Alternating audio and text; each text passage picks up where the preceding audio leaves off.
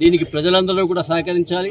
భక్తాదులందరూ సహకరించడానికి సిద్ధంగా ఉన్నారు. ఇక్కడ పనులు మొదలు పెట్టాలి చాలు తప్ప మొత్తం భక్తులంతా కూడా ప్రత్యేకించి కర్ణాటక నుంచి కూడా అనేక మంది వస్తున్నారు. వాళ్ళు అడుగుతున్నారు ఎందుకు ఇంకా మీరు అభివృద్ధి చేయడం లేదు అని.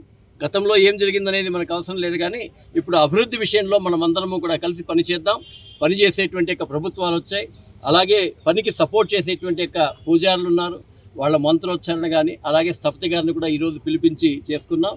ప్రత్యేకించి గందిగుంట ప్రసాద్ గారికి ఈ విషయంలో తీసుకున్నటువంటి చొరవ, అంటే కేవలం కోనేరు వరకే అడిగితే కోనేరు ఒక్కటే కాదన్నా మొత్తం డెవలప్ చేయాలనేటువంటి మనస్తత్వానికి నేను వారికి అభినందనలు చెప్తూ దీన్ని మనం అందరము కూడా ముందుకు తీసుకెళ్ళడానికి ప్రయత్నం చేస్తాం. అత్యంత వైభవముగా అభివృద్ధి చెంది స్వామివారి యొక్క కాద్రి క్షేత్ర మహత్యం దేశాలు ఇతర దేశాల్లో కూడా ప్రావీణ్యం రావాలని ఆకాంక్షిస్తూ ఈ దినం సుదినంగా భావిస్తూ మా ఎమ్మెల్యే గారు, టీఏ గారు, ఏఏ గారు, పాఠశాల గారు, ఆలయ అధికారులు, ఇంజనీర్ గారు, గ్రామ పెద్దలు అన్ని సమక్షంలోనూ ఈ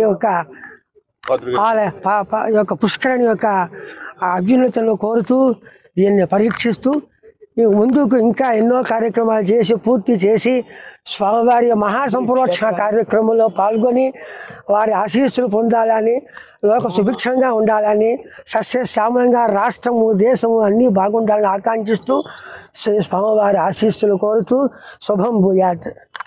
మరిన్ని వీడియోస్ కోసం ఛానల్ ని సబ్స్క్రైబ్ చేయండి. లేటెస్ట్ అప్డేట్స్ కోసం వాట్సాప్ ఛానల్ ని ఫాలో అవ్వండి. ఆ లింక్ డిస్క్రిప్షన్ లో ఉంది.